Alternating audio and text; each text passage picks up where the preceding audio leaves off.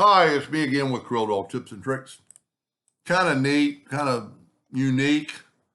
Um, if you can imagine a pipe or a board going through a thick ring, and I just kind of started thinking about it.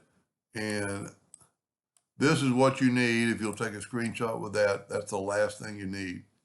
So we're going to draw a rectangle. Doesn't really matter what size, but I'm going to hit P, put it in the center of the page. Then I'm going to draw an ellipse quite a bit bigger, about like that. And then I'm going to actually hit P and then move it over holding down the control button. I'm going to control D and make a duplicate, and I'm going to move it over a little bit more. Then I'm going to hit the plus key and I'm going to move one over further.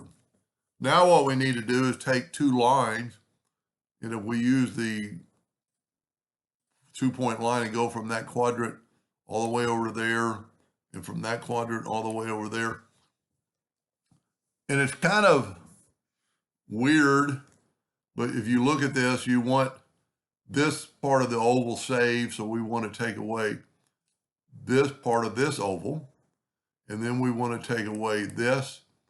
And you could maybe even leave that in a way, but we're going to go ahead and we'll take away that, and we'll take away that line, and that line, and that line, and that line, and that line. Even though we're going to fill this in, I'm going to try something a little bit different.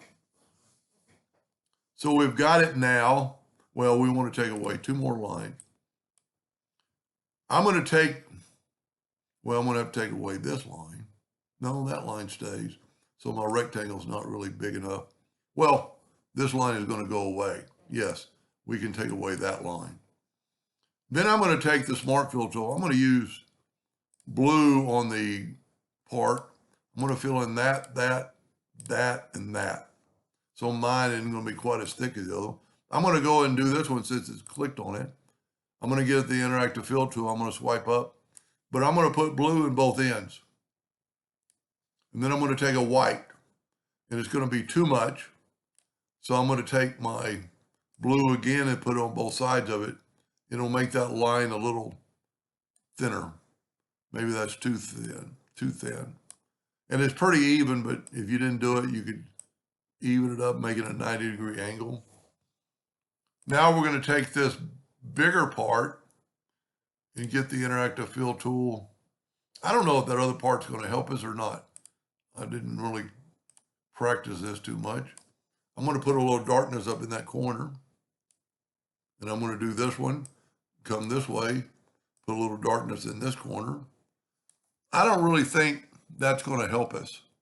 I thought it might look cool, but let's just take it away. And then we can just grab it and take our lines away. Matter of fact, what might be easier to nudge it and just take these lines away. We don't want any lines. We don't even need that line because of the fact that we're going to nudge this back and it's going to stop the Smart Fill. And then this time, let's use the Smart Fill tool. Let's go with that turquoise. Fill in that and that. And we'll take, this will look pretty cool, interactive fill tool, and we'll put a little darkness like it's going through there. Whoop, I missed it. If you miss that little box, that's what happens. Well, I must not. You know what, I'm still, even say I've got that selected. So what we need to do is click on this one.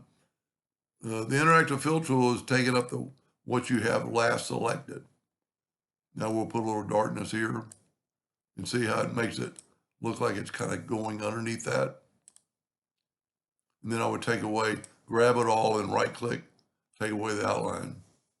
And you could make this a piece of pipe. Let's look at it with a black background and just see what it looks like. Object, order, back of page. It's just basically a big ring with well, you know what? We could make it to a pipe. Well, I've already made that dark. Let's get the interactive fill tool and let's make it not so dark. And let's put a little, doesn't matter which way you go. Let's put a little darkness. No, let's put a little lighter in the middle. Make it look round, kind of like a round object. So it's too pronounced, so we're going to put a little more turquoise. And you can always change that. Now, what's kind of cool about this is that now we can take this and use the attribute eyedropper, take a sample of that and put it in there. I'm not so big on that. Let's try it one more time. Let's try getting the Smart Fill tool, and let's go ahead and put a little black on the edges. I think it's too much, but we can always, oh man, it kind of makes it look like a piece of pipe. And then just take their attribute eyedropper, take a sample and put it there. That's much better. Now, if I would have put the pipe at an angle and put where you can see the end of the pipe. But anyway, that's just how to make it look. I'm not real happy with the darkness on that. Let's make it a little bit darker, bringing this down. Yes, especially with the black background. Make it look like a shadow.